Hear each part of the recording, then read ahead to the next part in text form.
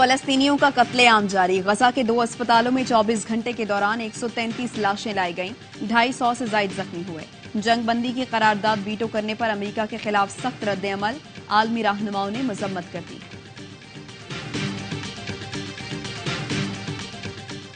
तिरानवे और 99 में मुझे क्यों निकाला गया? हमने कहा कारगिल लड़ाई नहीं होनी चाहिए थी, क्या इसलिए निकाला? आज वक्त साबित कर रहा है हम सही थे। नवाज शरीफ कहते हैं समझ नहीं आती अनाड़ी के हाथ में मुल्की बागडोर कैसे दे दी गई।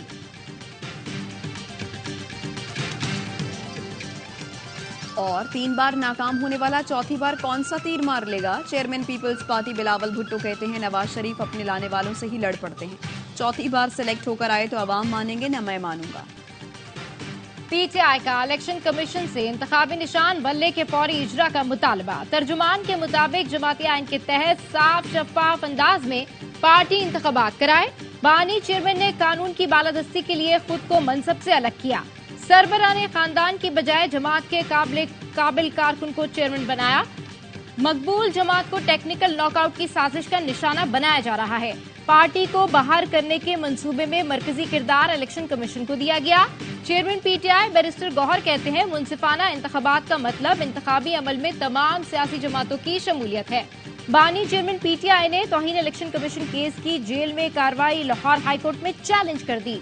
मौकफ अपनाया, जेल में खुफिया कार्रवाई से शफाफियत मुतासिर होगी। अदालत केस का ट्रायल ओपन कोर्ट में करने का हुक्म दे।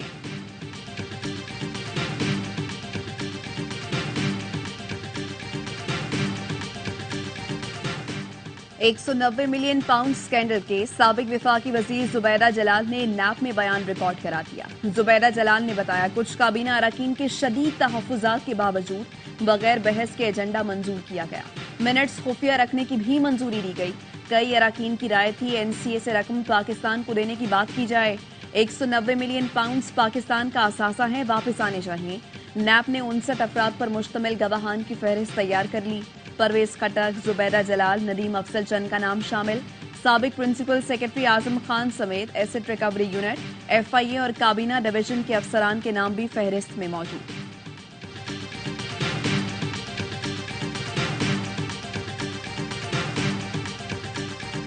नून लीग लाहौर में अलीम खान को कौमी असम्बली की नशिस्त पर सपोर्ट करेगी। नून लीग और आईपीपी में मुख्तलिफ नशिस्तों पर सीट एडजस्टमेंट के लिए पेशरफ।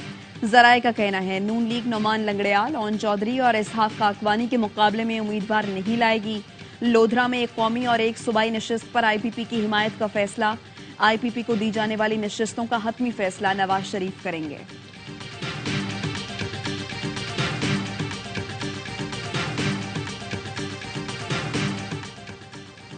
परवेज खटक का नौशेरा में पीटीआई को चैलेंज। नौशेरा से सफाया इतना आसान नहीं, मेरी जड़ें गहरी हैं। पीटीआई पार्लियामेंटेरियन के चेयरमैन परवेज खटक कहते हैं नौशेरा की तमाम नशिस्तें जीत कर दिखाएंगे। तमाम पार्टी लीडर से राब्ते हैं, मुस्तकबिल में सीट एडजस्टमेंट हो सकती है। मसाइल की जिम्मेदार नून लीग और पीपल्स पार्टी हैं। खुद गोश्त खाते हैं, अवाम को शोरबा नहीं देते। 3.25 करोड़ बच्चे तालीम से महरूम हैं। पाकिस्तान मकरूज है तो कर्ज किसने लिया? अमीर जमात इस्लामी सिराजुल हक का बहावलपुर में खवातीन कन्वेंशन से खिताब। कहा आवाम इंतखाबात में उनका एहतसाब करें। जमात इस्लामी बेरोजगारी और करप्शन से पाक पाकिस्तान देगी।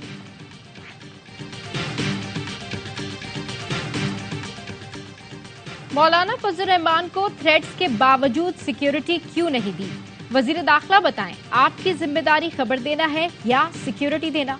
हाफिज हमदुल्ला का सरफराज बुख्ती के बयान पर रद्द-ए-अमल। कहा बयान मौलाना फजल रहमान को अवाम से दूर रखने की साजिश तो नहीं।